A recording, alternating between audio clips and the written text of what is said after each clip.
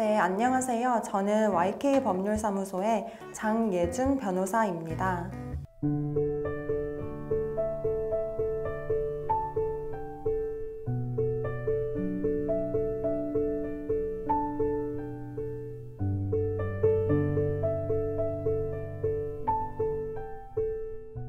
오늘은 부친이나 모친의 부정행위를 목격을 했을 때 또는 상대 배우자의 부정행위를 목격했을 때 어떻게 대처를 하는 것이 좋은지 한번 같이 얘기 나눠보도록 하겠습니다.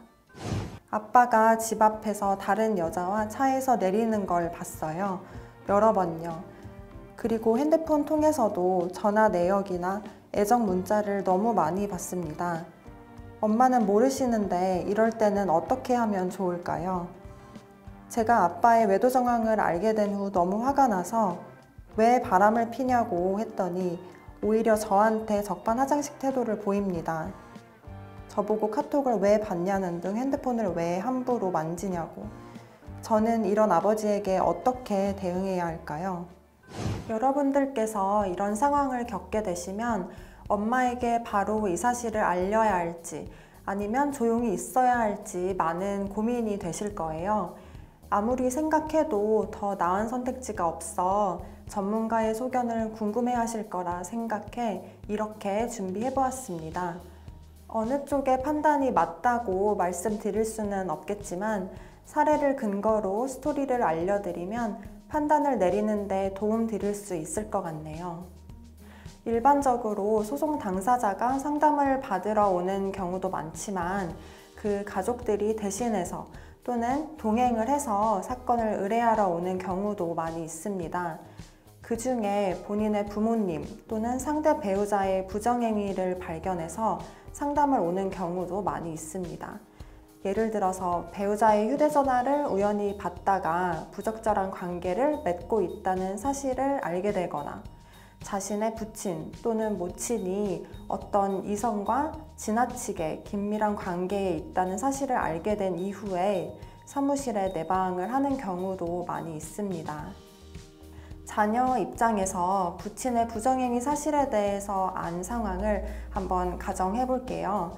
이 경우 모친에게 이 사실을 알려야 할지 많은 고민이 되는 것이 사실인데요. 사실 법률사무소에 찾아올 정도의 마음을 먹었으면 모친에게 알려야 한다는 의지가 있는 분이라고 보는 것이 타당합니다.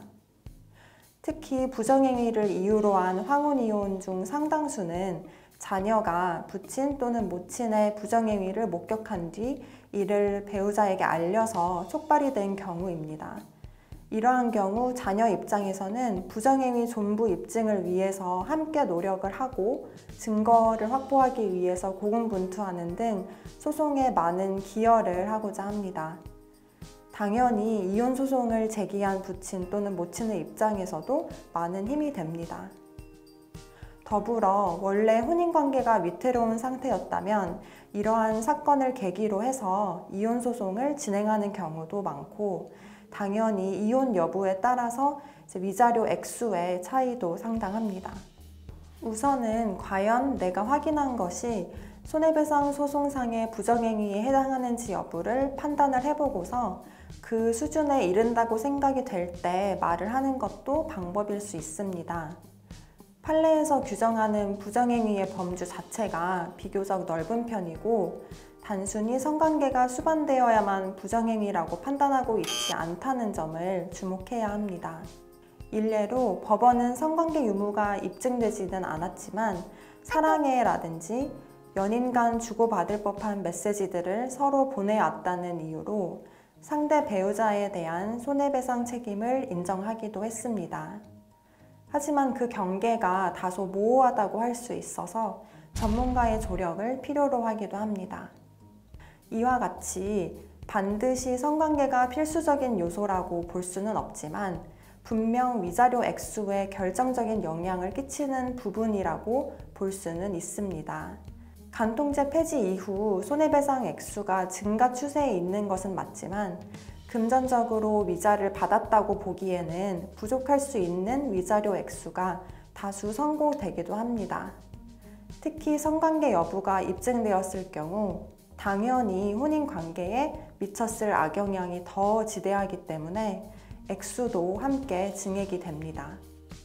따라서 휴대전화 메시지 또는 전화통화, 블랙박스 컴퓨터 등을 통해서 객관적인 증거를 확보한 뒤에 소송에 임하는 것도 합리적이라 볼 수 있습니다.